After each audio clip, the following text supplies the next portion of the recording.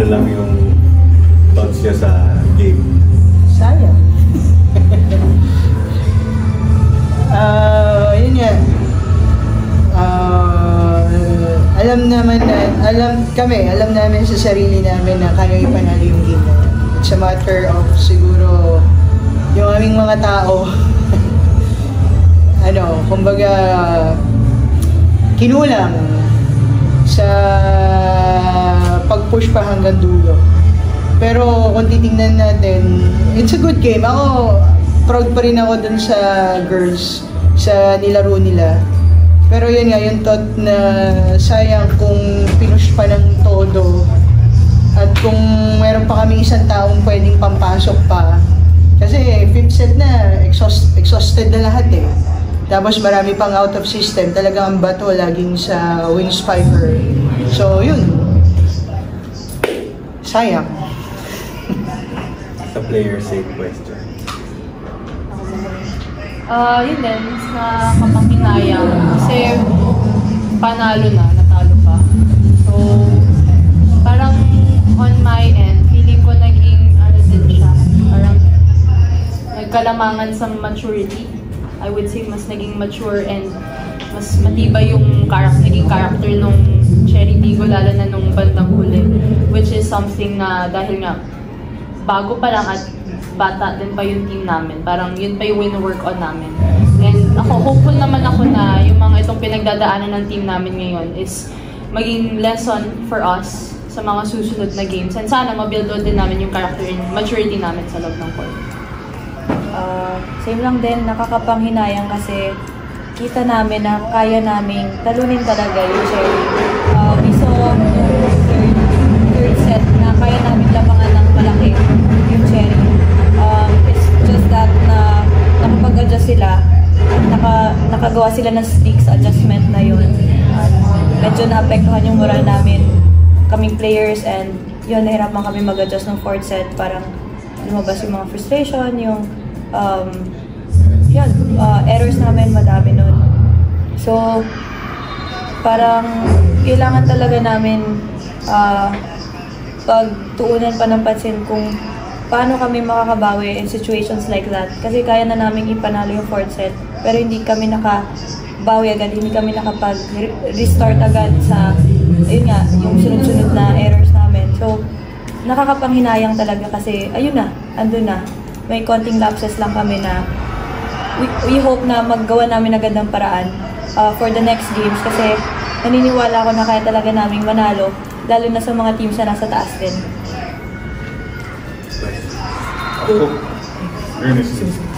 Coach, ending this year on the loss, pero dahil ko na kayo sa panalo kasi ito, pinapos na ng konting-konti. So siguro, when you prepare for 2025 na para mas makabawi pa and to rank up for it? Yes, oo. Kahit sabihin natin walang games sa mga susunod na weeks, no? Talagang nakaplano sa amin na even though holiday, magtatrabaho pa rin talaga kami. Siyempre, except for yung Christmas break na 24-25 yan. Bigay na namin yan sa mga players. Pero then again, hindi kami pwedeng huminto eh.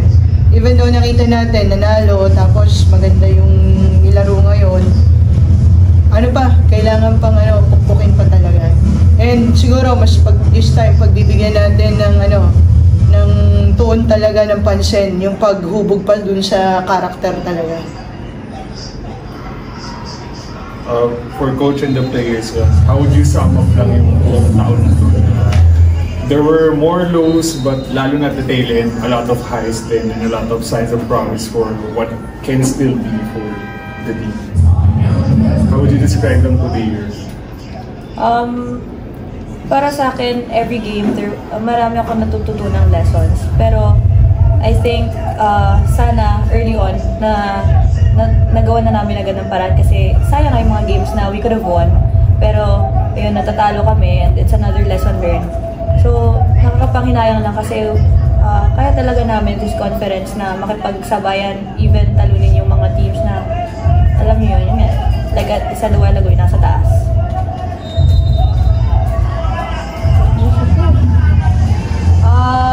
Ako dahil bago lang din ako sa team, siguro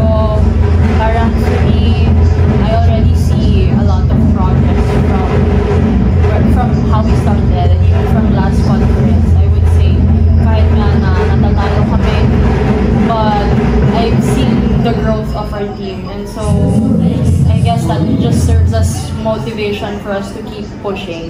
And, ayun, ako lagi ko lang din talagang pinag-pray na i-bless kami ni Lord with what we deserve. And dahil nga natatalo pa kami, maybe there's something na hindi pa namin nagagawa or may kailangan pa talaga kaming gawin.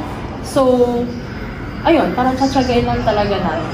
And hopefully, by next year, mas marami din talaga kami makuha pa natin. Sa akin, thoughts ko, ito ay talagang isang proseso. Hindi pwedeng madaliin. No? Kasi nga, even though na 1 year na yung galleries last September, but still, maraming dumadagdag, bagong mukha. No? So, talagang kailangan, tulad ng sinabi ni Julia, sabi siguro ni Lord, kailangan muna namin pagdaanan tong mga bagay na to, yung masasakit na part. Hindi naman kagad, and they live happily ever after, hindi naman kagad ganun eh. So, proseso talaga siya na kailangan tiyagain namin, kailangan harapin, kailangan tanggapin kung ano yung mga nangyayari. At kailangan, kahit may times na nasa low kami, kailangan we keep on pushing and motivating yung bawat isa para mas umangat pa yung team. Coach, does it help lang din na kumbaga kahit 1-5 record, yung team, kumbaga yung main core mo is still young niya, si Julian at si Jewel. Does it help na yung mga frustrations kasi nakikita mo na it's a young team, kumbaga? Again, what's the question? Does it help na parang does it lessen yung parang mga frustrations knowing na itong team kasi na to parang bata pa. So yung growing pains nandun lang talaga yun. Well, actually, sa nakikita ko, yun nga, tulad ng sinabi ko, kailangan namin pagdaanan, especially sila, ng mga bago dito sa PBL.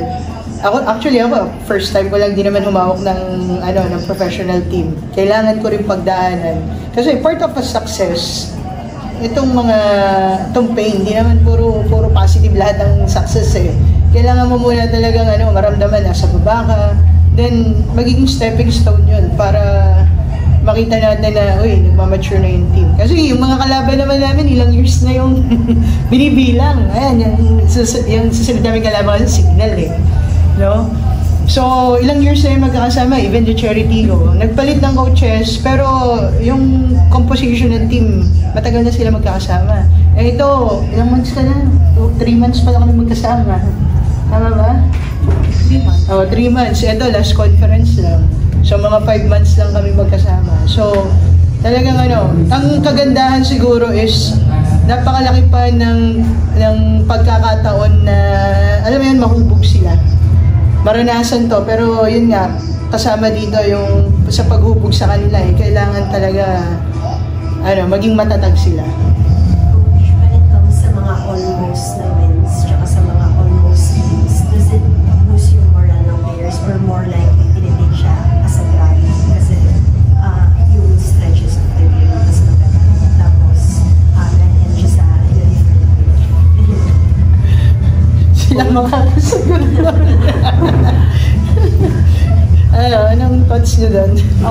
For me, yung mga times kasi talaga na sobrang nakakapanghinay, na nandun na kami, parang di din namin ma-figure out bakit kami kinakapos. Or actually, itong game na to, kami rin yung pumatay sa sarili namin with our errors. And then we committed 30 errors. So, kami lang din yung sa first set, 11 errors kami. So, kami lang din yung gumagawa ng mga errors na yun. So, yun nga, again, for us, these losses, kahit dikit, parang lesson talaga siya. It just teaches us na parang how to be better, how to be more mature with our decisions. Yun talaga, volleyball is also a game of decision making. So, you really have to make better decisions. So, yung mga nagawa namin kanina, yung mga errors namin, result yun ng mga naging bad decision namin in a certain situation. So, at least nga, napagdaanan na namin yun. So, for us, yun ang baon namin na sa susunod. Okay, napagdaanan ko na itong sitwasyon na to, hindi ko na uulitin yung ganong error. Ayun, yes, medyo nakaka-drag pababa yung emotion. Kasi, yun na nga, panalo na kami. Kaya na namin yung panalo, pero kami nga yung pumapatay sa sarili namin. So, parang, yung kalaban na lang namin, especially no fourth set, yung kalaban na lang namin sarili namin. Kasi, we already saw na if we're moving in the right direction, kung lahat kami lahat kami lumalaban, kaya namin manalo. It's just that sometimes, yun, pumapasok yung pressure, pumapasok yung frustrations, pumapasok yung doubt sa skills. Tapos, yung fear, syempre, kasi you don't wanna make more mistakes, diba?